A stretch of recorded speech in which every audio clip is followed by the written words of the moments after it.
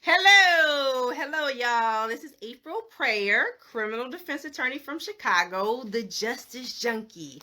And today, as you see, I decided to change the scenery, have a change of scenery, and shoot in front of my little makeshift store, one of my mini storage areas for my game and shirts and all that stuff in my house. But today I was inspired to do a video about the rash of carjackings in Chicago. It's been all over the news, and these little boys are going around with guns and pointing them in the face of citizens. They wait for you to start up your car, be near your car, so it's easy for them to get your keys. And a lot of these have resulted in shootings, and a few have actually resulted in death. So I read that a 15-year-old died recently. I read that prior to that, a retired firefighter was shot to death just going to get some snacks from a local store. So I can't tell you why this is happening. Like, I don't know why these teens. I heard someone as young as 12, I guess, robbed somebody the other day, and they're all armed. So I can't tell you why this is happening. I would say that a rash of crimes happens to pop up every few years. I guess 2 or 3 years ago, the popular thing was for that age group was to jump people down in downtown Chicago and steal their iPhone, to beat them up, sometimes armed, sometimes not armed. And now it seems to be to rob people. So there are various theories that they are being ordered to do it by older men who are possibly in gangs. I would personally say gangs in Chicago aren't organized here anymore, so they don't really adhere to rank and lieutenant and governor or whatever the titles were before. So that is harder for me to believe. I can't see a child going to such great lengths just to joyride, but I know that at 15 or 14 or 16, your brain hasn't fully functioned. So I can't tell you what they're thinking. What I can tell you is that the older teens will be charged as adults. And I do far more adult cases than I ever have juvenile cases. So maybe I'll bring on one of my juvenile public defender friends to come in and give you some insight regarding that. But what I can say is that for an adult or older teen who is charged as an adult, so what would happen is they'd initially be arrested, taken and housed with the juveniles, but their charges, they could do a transfer over to adult court because of the seriousness, especially if someone is hurt, especially if someone is shot.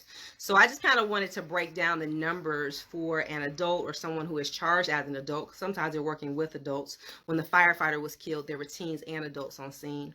And I believe several of them got arrested.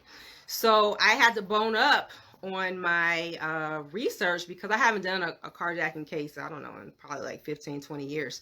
So apparently, if you rob somebody at gunpoint, you just brandish the weapon. So you rob them at gunpoint of their vehicle in Illinois, you are looking at a minimum of 22 years in prison. Now, that's not to say on a plea deal you can't get less, and a lot of these kids will probably be banking on a plea deal and getting less, but your sentencing range starts at 22 years. And if the gun is fired, you add 5 more, so you're at 27 years. Check my math. I'm not a mathematician. And then if someone is shot, like actually hit with that shot, then you add an additional 5 years. So I think that gets us to 32, or life. So obviously it depends on the injuries. If the person is killed, then we're talking about totally different numbers. But then the numbers start at 45 years and up. If anybody is murdered in Chicago, in Illinois, by gun, then they are looking at a minimum of, the murderer is looking at a minimum of 45 years. So I say all this to say is that these kids don't live by themselves. And they're not just in packs of 12 and 15-year-olds out here squatting in houses. They have parents, they have grandparents, they have aunts and uncles, and there are older people in their lives who know what they're up to. And so I'm telling you that whether they are the trigger man or whether they are just part of a pack that robs somebody of their car, hijacks them out of their car using a weapon, that everybody in that pack is looking at that 22 number that I told you about. And if someone is shot, then, you know, all bets are off and those numbers get significantly higher. And I think that's important to say, because when you're having a conversation with a 17-year-old who was with the pack, who didn't have the gun, maybe didn't know his friend had the gun, and then you're telling him, hey, babe, you're going to prison for at least 22 years, the kid is like, that does not compute. I do not understand. All I did was ride in the passenger seat. All I did was ride shotgun to the point where we stole the car from the person. All we did was steal a car. They don't see it too differently than just getting in a car and, what do they call it, hot wiring the car and driving off. Like, they don't see your life as being valuable. They just see you as an obstacle for them to get your vehicle. So as the adults, because I know I don't have any 20-year-olds or 18-year-olds or 17-year-olds on Facebook following me, but as an adult in their life, and I'm telling you, know these kids, it's your responsibility to say, look, you're going to be in prison longer than you've been alive.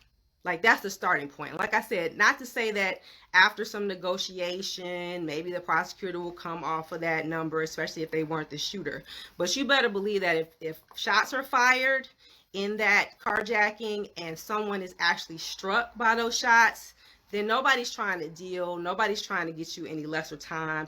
And this kid will piss away his entire life behind bars because of something stupid. And I get that 15-year-olds, 16-year-olds, 17-year-olds don't have fully formed brains. I get that they may not fully understand the gravity of what they're doing beyond the excitement of that moment. I get all that, but we good and grown, and it's our responsibility to pull these kids by the coattail. You know who the little knucklehead is in your family. You already know who the hothead is, who doesn't listen. Maybe he's, you know, got some behavioral issues already in school. Maybe he's got some learning disabilities. Maybe he's, you know, just hanging with the wrong crowd and is a good kid. Because what I hear all the time is, oh, my baby, he's a good kid. He just made a mistake. But these types of mistakes, you can't undo. These types of mistakes will haunt you for a lifetime. And I do mean the entire family, not just that child, that teenager, that young adult. It's going to haunt the entire family for a lifetime. So that's why I'm appealing to you to tell these little punks that they're looking at spending their whole lives or half of their lives behind bars. And then even if they get a lighter sentence, say the case is reduced, you know, because the thing is, when you're negotiating a plea between the defense and the state, you can make the numbers less. So if 22 is the starting point, there's no reason for the kid to bargain unless you're coming off of something and you're giving him less time. So he might get 10 years. He might get 15 years. He might get 7 years. But what I'm telling you is these kids shouldn't bank on that. They should bank on that 22 and up. And the way the math works out, I don't like to overwhelm people with numbers just because I'm not especially good at math myself. But normally, it's considered a Class X felony in Illinois. And normally, Class X felonies range from 6 years to 30 years. When you introduce a gun, that's when it goes up. 15 years just for the presence of a gun, 20 years if the gun is fired, 25 years if someone is struck.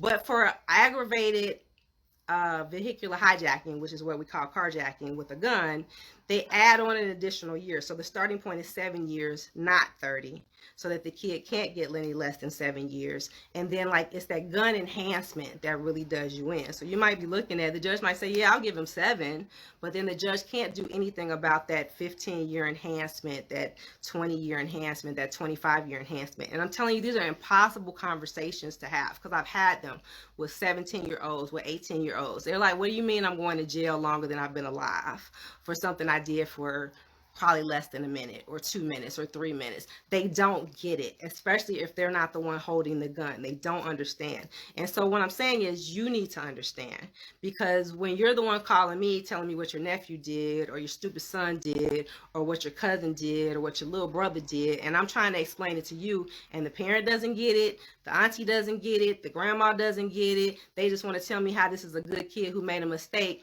This isn't how that works. You make a mistake when you steal the cookie out the cookie jar and you're 6 years old. You make a mistake when you're 12 and your mom tells you you can't have that toy and you steal it off the shelf in the Walgreens. That's a mistake. These aren't mistakes. These are irreversible mistakes that cannot be fixed. The case is not going to be thrown out. It's not going to go away. It's not going to be reduced to a misdemeanor. This is a huge, huge deal. And like I told you, I don't know the source. I don't know the reason. I don't know what would drive a teenager to do it. I would, venture a guess that there are older people who are directing them, who are pulling the strings, but there are some hothead teenagers who might just say, hey, I want me a Range Rover. I don't want to work for it. Let's go get one. I saw one on the corner. I have no idea. But what I'm telling you is you need to be very aware of the sentencing range. You need to be very aware that this kid is throwing his entire life away. And the other thing you need to be very aware is these cases are super expensive. So it doesn't matter if you hire me, it doesn't matter who in the world you hire, they're going to be super expensive.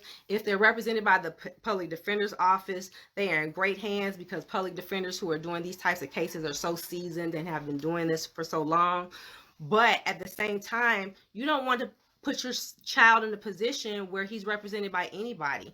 And that's why the game is so critical, is because I talk about examples like this. I talk about robberies. I talk about armed robberies. I talk about how an entire group of people can ruin their whole lives simply by participating in a group crime and playing a very small role. So I just wanted to respond to this rash of carjackings. That's the slang term in Chicago. What they're called is actually aggravated vehicular hijacking. Just like you would hijack a plane, you can hijack a car, and so they're called vehicular hijackings. And if a gun is used, you're looking at, like I said, that 22 years as the minimum. If a gun is not used, then it's a 4 to 15 range. And but who really wants to be in a position where they're telling a 18-year-old, okay, hey, you didn't use a gun, you stole somebody's car in their presence, you used force, and now you're looking at 10 years in prison. Kids, I'm telling you, don't get it. And when I say kids, I really mean anybody under 22.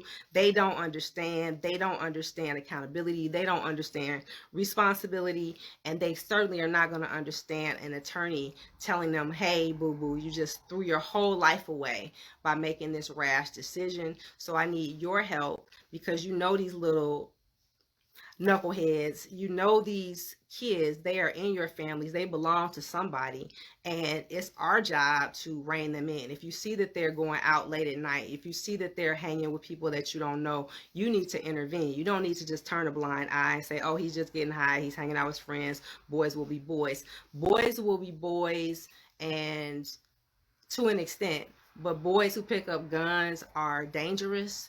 15-year-old's mind can't wrap around the consequences of firing that weapon and hurting somebody. I'm telling you, I've represented clients much older than that, and they take no responsibility. So you need to take the responsibility of intervening now so that we can get a handle on what's happening. And this all pertains to Chicago. These numbers and sentencing ranges don't apply.